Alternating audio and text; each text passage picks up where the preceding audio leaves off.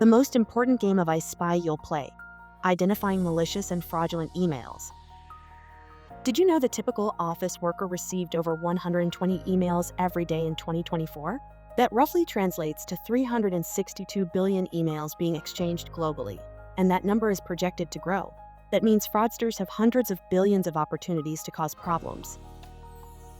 Compromised emails can lead to extreme financial loss, breach of personal data, and even complete operational shutdowns for a company. The hardest part? The ways in which scammers and hackers operate changes all the time. Constantly advancing technology requires all of us to be on high alert. To best protect yourself, your customers, and your organization, being aware of the warning signs is critical. It's time to freshen up on those I Spy skills. Let's start looking for those red flags together. First, never trust the display name on an email. The name might read IT support or CEO, but make sure to look at the actual address in the carets. Did you catch the red flag? That's not an M in Microsoft. It's an R and an N put together. This is called typo squatting. Another common warning sign is using a public domain like gmail.com for official business. Your CEO will never email you from a Gmail account about a confidential merger. Never reply to the email if money or sensitive data is involved. Pick up the phone and call the number you have on file, not the number provided in the email. Scammers rely on urgency. They want you to act before you think. Everything has to be done right now, before some dire consequence happens.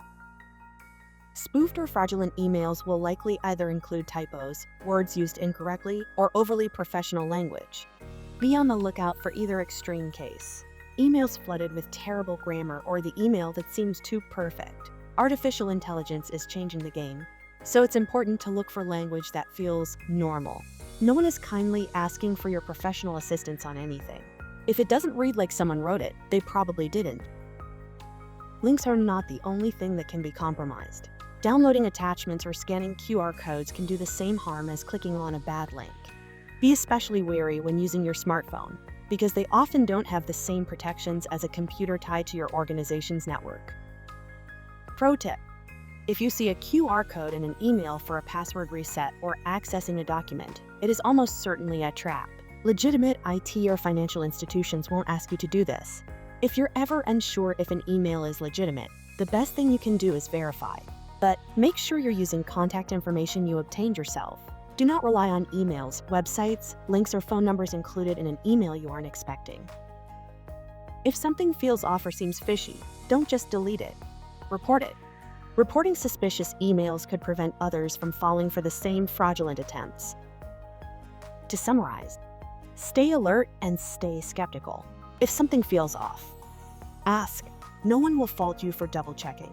This is the perfect case of better safe than sorry.